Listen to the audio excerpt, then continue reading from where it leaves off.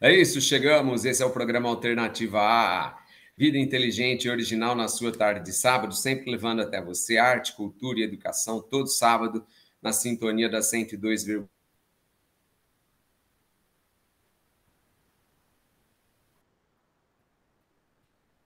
Meu Instagram é Glauco Keller, a minha arroba, e a arroba do programa é p.alternativa.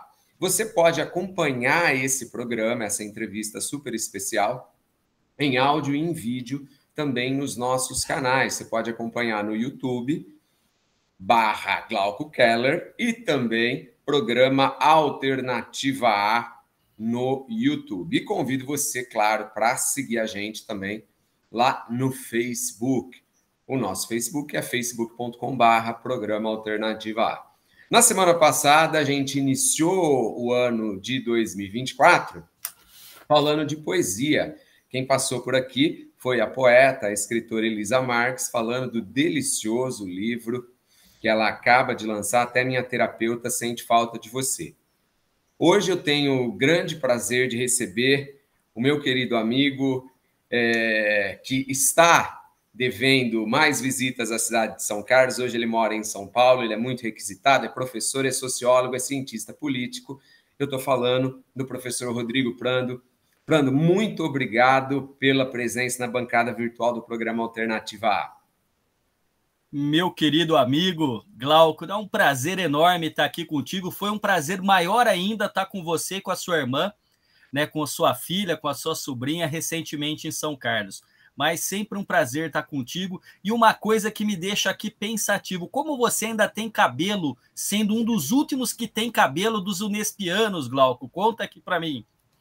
Ô, Prando, você sabe que nem eu tenho a resposta para essa pergunta. Algumas pessoas, quando me veem de moicano, a resposta que eu dou é o que me resta, é o que dá para fazer. Eu chego no barbeiro e falo, o que dá para fazer? Ah, é isso, então tá bom, vamos lá. É Ô, isso Prando, aí, Glauco. você trabalha mais em ano de eleição? Trabalho, Glauco. O Brasil vai às urnas de 2 em 2 anos, não é? Então, esse ano de 2024, nós teremos eleição municipal, prefeitos e vereadores. E o meu ano de muito, muito trabalho foi na última eleição, né, 2022, em que nós tivemos a eleição aí mais tensionada, mais difícil da história da nova república, não é, que foi a eleição do presidente Lula contra o ex-presidente Bolsonaro no segundo turno.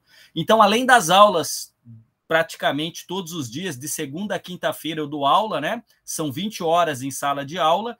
Eu tenho alguns projetos de pesquisa e projetos de extensão. E essa coisa de entrevista, escrever artigo, fazer análise de cenários políticos e econômicos, né? Geralmente políticos eleitorais, né? Econômico fica com outro amigo, mas eu faço bastante em ano eleitoral. Então, esse ano é um ano de muito trabalho, será um ano bastante intenso para mim. Prando, de que forma você acha que as eleições municipais que a gente vai ter agora no mês de outubro impactam o cenário federal? Tá.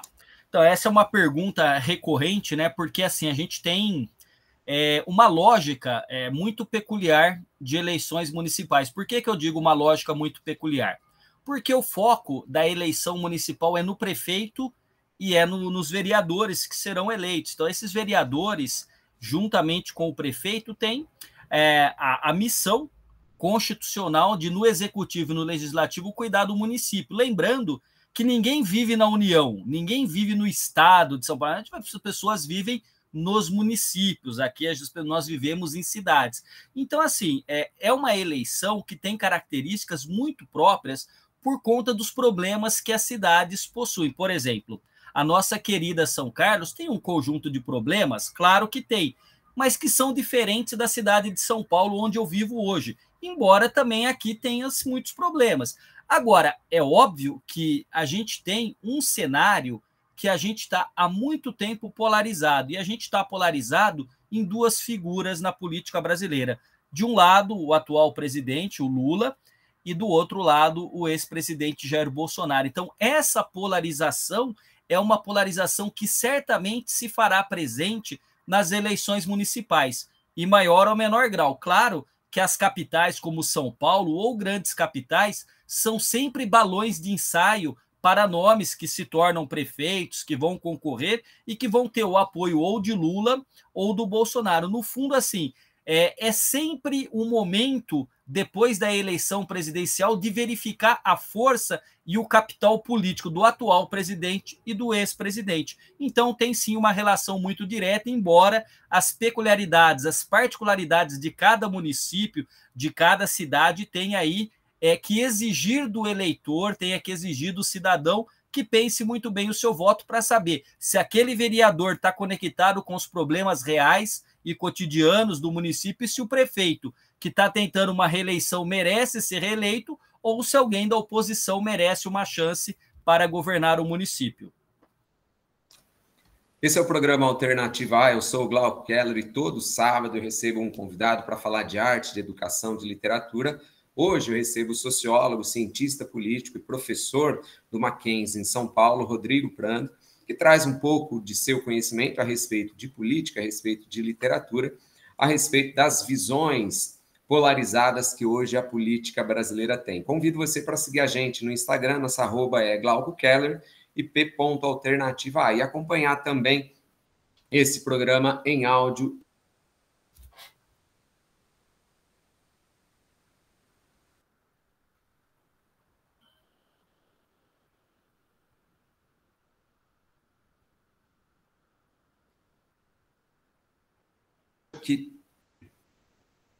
Aí, agora voltou. O Glauco, deu uma travada, não sei se para mim e para você ou se para os dois, viu? Isso, eu acho que para os dois não tem problema. Rodrigo, eu queria perguntar para você o seguinte: como é que os professores de história vão explicar o ano de 2023 para os alunos daqui a alguns anos?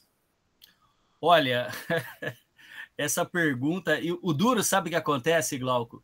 É que o professor de história ainda tem tempo para explicar. O duro é o cientista político, o sociólogo, que tem que explicar com as coisas acontecendo naquele momento, tá? Olha, provavelmente 2023 será marcado por 3 grandes dimensões, eu diria para você, o ano de 23.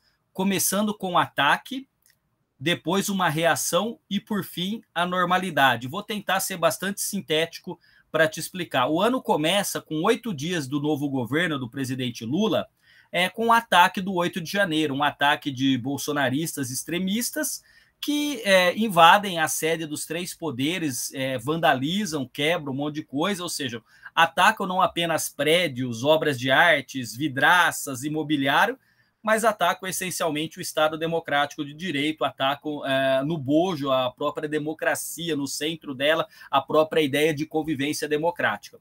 Então, assim, este primeiro momento é um momento de ataque que, obviamente, vai exigir não apenas do governo recém-eleito, mas das próprias instituições uma reação. E essa reação ela vem na investigação, na prisão e depois no julgamento e condenação daqueles, e principalmente que foram os perpetradores, né? Aqueles que estavam no dia 8 vandalizando o Brasil. Então, esses foram presos, julgados. Agora, a investigação continua tentando entender quem são os financiadores daquilo tudo e, principalmente, a autoria, né, intelectual, né, a autoria política de tudo aquilo que aconteceu. Então, aí você tem a reação por parte judicial, que são as investigações que ocorrem em Brasília, no Distrito Federal e no próprio Supremo Tribunal Federal. E depois, Glauco, você tem uma reação que é institucional do Poder Legislativo. Que reação é essa? Uma CPMI, uma Comissão Parlamentar de Inquérito Mista, que é uma comissão que produz um relatório com muita substância, tentando aí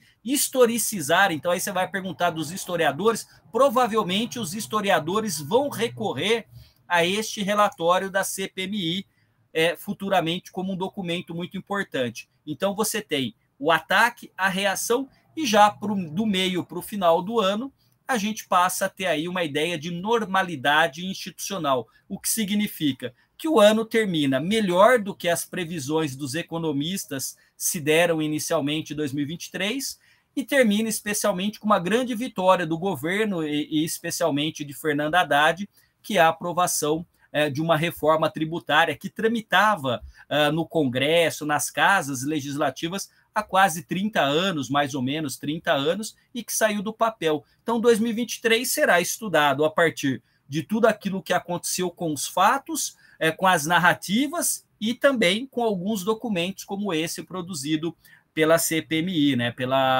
No caso, a senadora relatora Elisete Gama, que foi a relatora. Ou seja, eu estou fazendo aí um apanhado muito geral para tentar sintetizar 2023. Mas a política no Brasil tem sido bastante difícil. Se eu escrevo sobre alguma coisa que aconteceu sexta-feira de manhã, Glauco, quando é sexta-feira na hora do almoço já mudou e às vezes à noite eu sou obrigado a dar uma outra entrevista explicando que as coisas também já mudaram. Ou seja, tratar de política no Brasil é um pouco complicado. Tem uma frase do Pedro Malan que eu gosto muito, que ele diz que no Brasil até o passado é incerto. Então você imagina que se o passado é incerto, imagina o presente e o futuro. É isso, esse é o professor Rodrigo Prando, sociólogo, cientista político, falando um pouquinho do panorama, do cenário brasileiro aqui na bancada virtual do programa Alternativa A. Rodrigo, eu queria te perguntar se você acha que é possível, em algum momento próximo, essa polarização entre Bolsonaro, Lula, bolsonaristas, lulistas, ela ser minimizada antes das eleições? Falou-se muito numa eventual terceira via que não vingou. Você acha que isso, eventualmente, talvez com uma candidatura numa grande cidade como São Paulo, uma candidatura forte, num caminho entre essa polarização, possa ser um caminho? Olha, Glauco, você está me fazendo uma pergunta aqui que me leva a um dos livros que eu sei que você vai perguntar dos livros que eu devo estar lendo, que eu li e tudo mais. E um dos livros que eu gostaria de recomendar é este aqui, que foi publicado no final do ano, chamado Biografia do Abismo. Esse livro é do Felipe Nunes e do Thomas Traumann. Qual que é a tese deste livro, Biografia do Abismo? Que justamente a polarização ela não vai terminar. Na verdade, a polarização calcificou-se. Há uma calcificação em dois grandes projetos, duas grandes visões de mundo, de um lado o lulopetismo e do outro lado o bolsonarismo. Ou seja, a gente tem levado para a política aquilo que se sentia antes nos grandes clubes de futebol e no futebol com a torcida organizada. A gente acaba assumindo a política não apenas na ideia da eleição ou da rotatividade do poder, mas a gente acaba, por exemplo, consumindo uma determinada marca de roupa ou alimento, se aquele empresário é ligado a uma posição política ou a outra. A gente faz boicote a uma empresa que assumidamente acabou apoiando um candidato ou outro. A gente levou isso para dentro da família, nós levamos isso para a sala de aula, nós levamos isso para o ambiente de trabalho. Então, tudo isso que esta polarização causou é uma polarização que, segundo os dados da pesquisa, ela praticamente tornou-se ossificada, ela calcificou-se em dois grandes grupos. E aí, se a gente for recorrer à análise sociológica e política, Glauco, chegou um determinado momento que todo mundo me perguntava, antes da eleição de 22, se haveria a possibilidade de uma terceira via, se seria uma figura como Ciro Gomes, ou Simone Tebet, ou naquele momento o ex-governador de São Paulo, João Dória, e eu dizia que possível sempre mas que é uma dificuldade enorme, porque nós temos duas figuras, de um lado Lula e do outro lado o Bolsonaro, que são duas figuras carismáticas e que em maior ou menor grau recorrem muitas vezes a um discurso de viés populista. Cada um dentro de um espectro político. Então, quem ama o Lula odeia o Bolsonaro.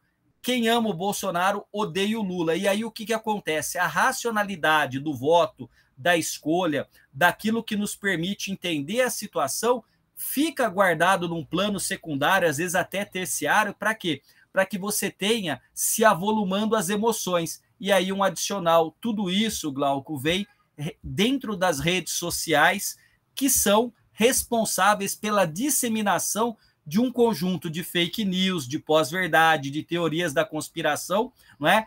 E de negacionismo. Então, isso cria um ambiente que cada vez mais reforça a polarização e diminui a possibilidade de uma terceira via surgir e se consolidar. Nós gostaríamos muito, quando eu digo nós brasileiros, cidadãos, gostaríamos muito de não ter apenas duas opções, mas infelizmente o dado concreto da realidade histórica social mostra que essas duas presenças do lulismo e do bolsonarismo se consolidaram e isso enfraquece a possibilidade de surgimento de uma terceira via. Pode ser que ela surja, claro, a política não é algo projetado de antemão, ela é algo que acontece cotidianamente e pode mudar, mas hoje a situação ainda mostra a persistência de duas grandes visões de mundo, de dois grandes projetos políticos.